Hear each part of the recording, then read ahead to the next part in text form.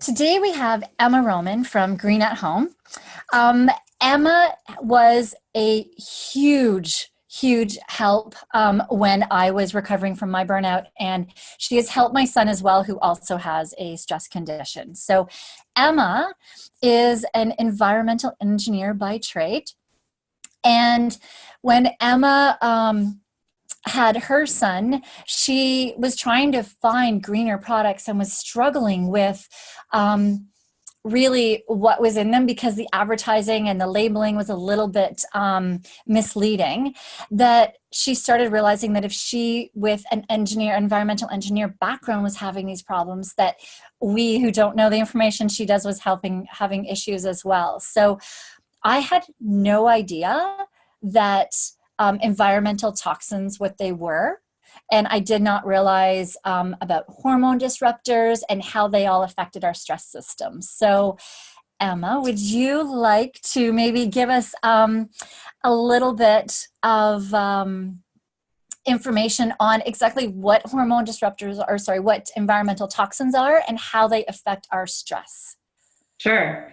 So environmental toxins are anything that can affect us that we find in our environment. So we're not talking about environmental pollutants, like things that harm the earth here. We're talking about anything that's in our physical environment. So in our homes, in our workplace, walking down the street. What I focus on mainly are the common toxic chemicals that are in our homes or our workplaces, and specifically hormone disrupting chemicals.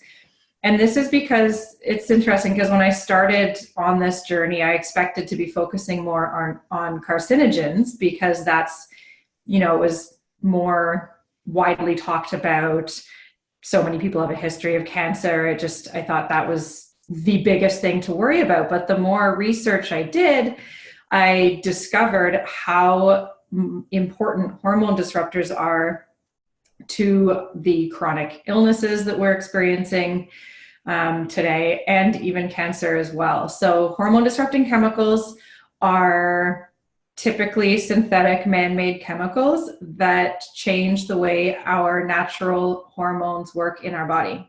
So our hormones affect every gland system in our body, everything from metabolism to reproductive function to cognitive function, you name it, pretty much there's a hormone involved.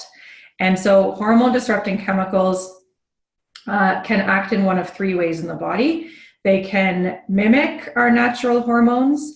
They can bind to receptor sites where our natural hormones are supposed to go and mess with the signaling. And they can change the way that our hormones or the receptor sites act. And essentially what that means is it just makes our body think that we have a certain issue or problem or something that it needs to respond to when we don't actually.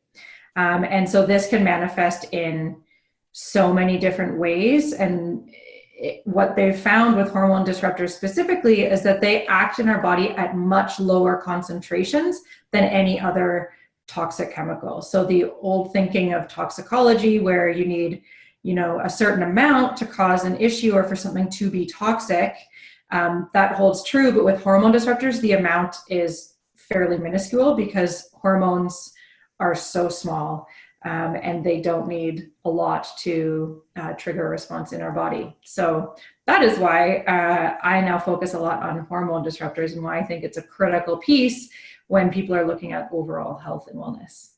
Yeah, I know for me it was pretty surprising, and our stress management system manages over 50 different hormone responses. So that's so linked together.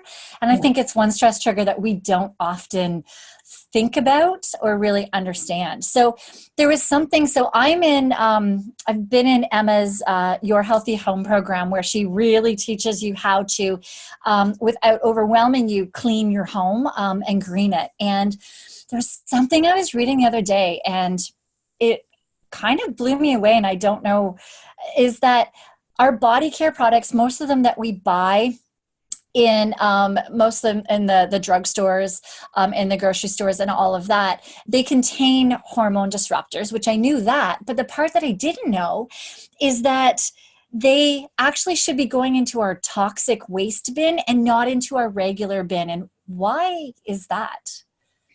Yeah, it's interesting because when people see, okay, so I'm putting household hazardous waste on my body, how does this make sense?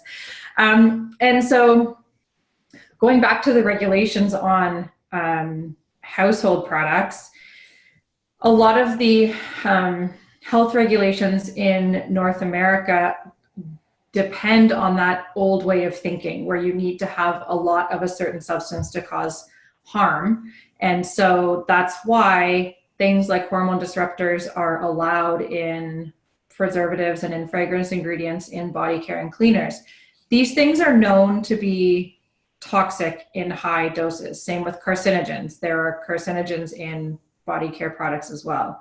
And so the thinking is that when they're in each individual bottle, there's very little. The amount of these chemicals is very low. And so when you look at it at an individual bottle basis, the health regulators in North America don't have a problem with it. I do, but that's an aside. But when you're looking at people throwing out all of these things, all of a sudden you've got the potential to have a very large volume of these ingredients. And our landfills, they are designed to capture certain contaminants, and there are safeguards in place so that the leachate, the stuff that ends up sinking to the bottom and the process as the garbage gets disintegrated, it's supposed to be captured and treated and all that stuff, but the water quality around landfills is not very good because it can't all get dealt with. And so I think the reason that they say household hazardous waste is because they know that it contains all of these chemicals, and when you batch them up into large volumes, it's not something that should be put into the landfill, which is less controlled than how they dispose of household hazardous waste.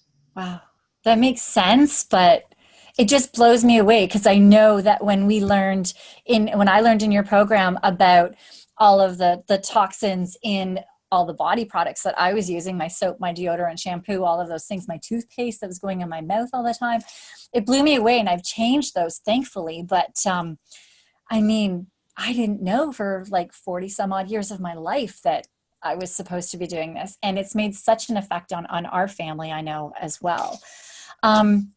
So in this month, I'm going to be focusing on environmental toxins, and a lot of it is what I've learned from Emma.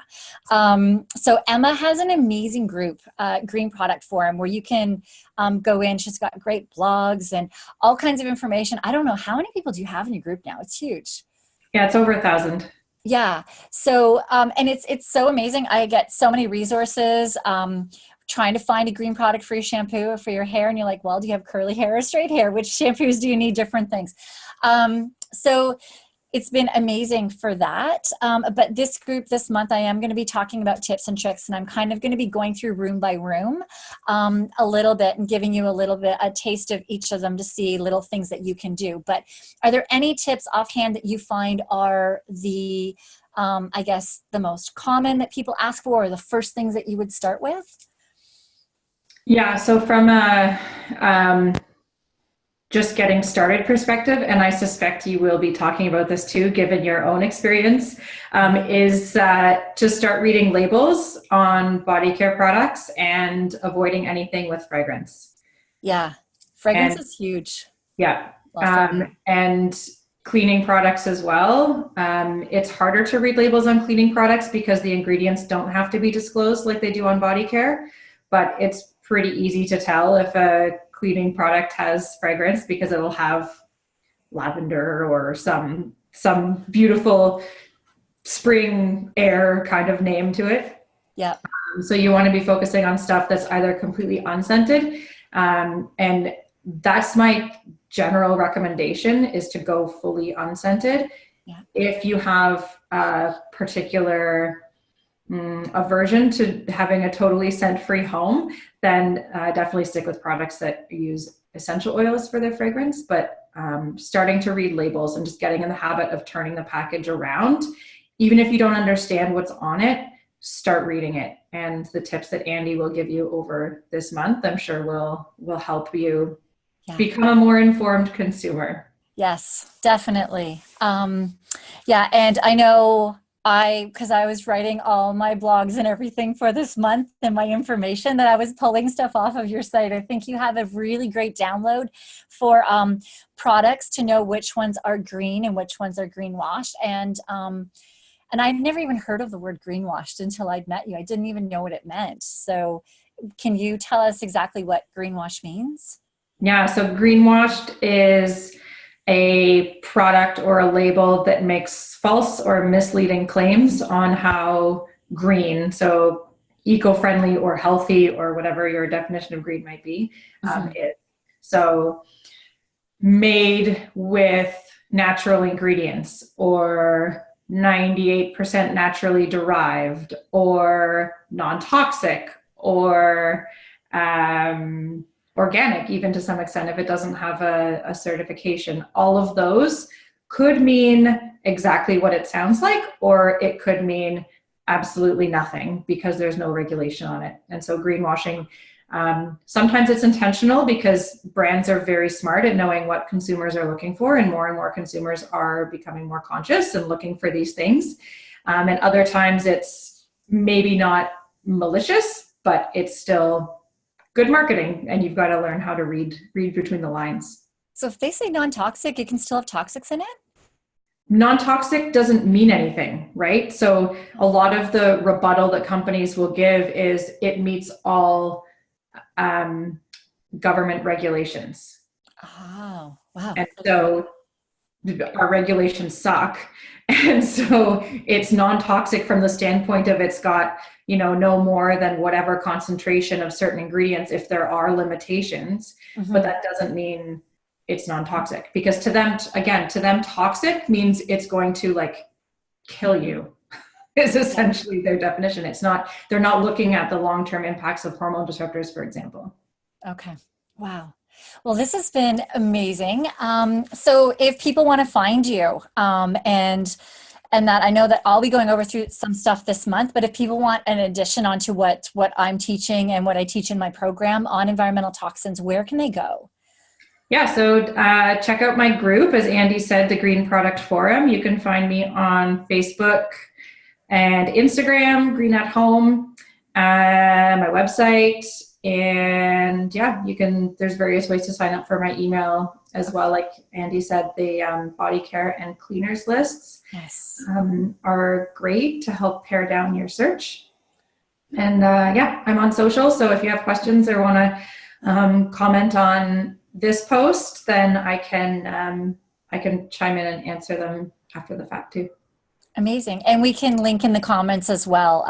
We will put in your links for your Facebook group and your website then as well. Awesome. Amazing. Well, thank you so much, Emma. Thank you for having me. I'm sure we'll be talking again soon. Yeah.